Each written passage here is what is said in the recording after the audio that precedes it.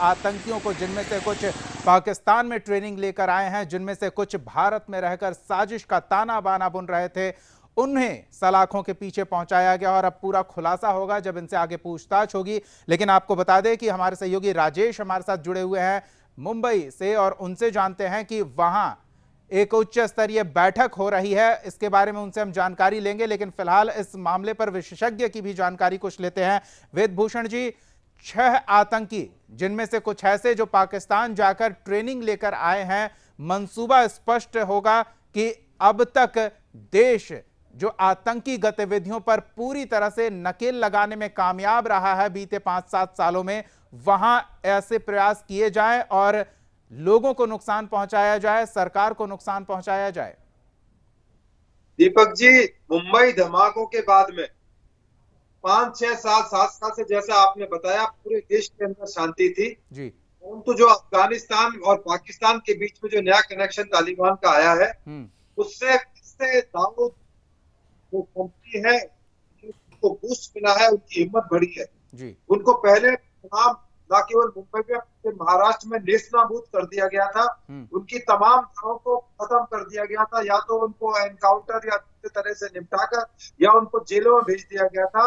और अब दोबारा से जो उनके भाई हैं अनीश, उनके माध्यम से दोबारा कोशिश करते हैं हिंदुस्तान में कुछ ऐसी हरकत की जाए जिससे पूरी दुनिया के अंदर एक मैसेज जाए कि डी कंपनी अभी सरवाइव करती है। परंतु जिस तरह से हमारे हिंदुस्तान के अंदर ही बहुत से कहते ना, संभल के रहना अपने घर में छुपे हुए गद्दारों से, तो हमारे यहाँ ही कुछ ऐसे गद्दार लोग हैं जो इस तरह की चीजों में उनकी मदद करते हैं। और ये जो आपके सामने नतीजा निकल कर आया है उसका एक परिणाम है। अभी आपने 6 के नाम बताए हैं, अभी इंट्रोगेशन में पता लगा है कि इनके साथ में 14 ऐसे और साथी थे जो बांग्लादेशी लैंग्वेज बोलते थे।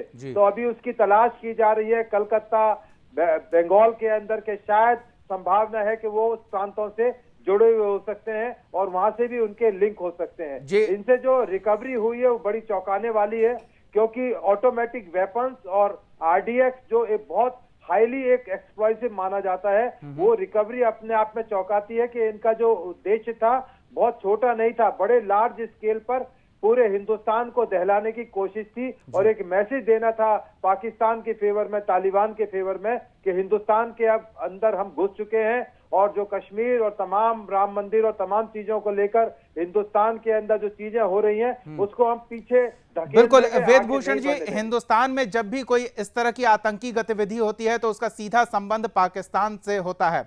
और हालांकि कुछ सालों में सरकार और सुरक्षा एजेंसियों की तत्परता कारगर रही है, कोई भी ऐसी आतंकी गतिविधि कामयाब नहीं हुई है। लेकिन अब जबकि तालिबान एक्टिव हो चुका है, तालिबान शक्तिशाली हो चुका है, पाकिस्तान को भी शायद हौसला बढ़ा होगा आतंकी गतिविधियों को भारत में फिर से अंजाम देने को लेकर। और इस बात की क्या संभावना है कि ये कई स्लीपर सेल्स एक्टिवेट किए गए होंगे और शायद ये जो पकड़े गए हैं ये उन्हीं एक्टिवेशन का एक हिस्सा है जिसमें पुलिस को कामयाबी मिली है, हमारी सुरक्षा एजेंसियां कामयाब रही है। का एक हिस्सा है। अभी मैंने जैसा आपको जिक्र किया कि हिंदुस्तान के अंदर जैसे पेगासिस तरह का एक इंस्ट्रूमेंट आया था जो एक इंटेलिजेंस के लिए इकट्ठा किया जाता है, परंतु उसके लिए कितना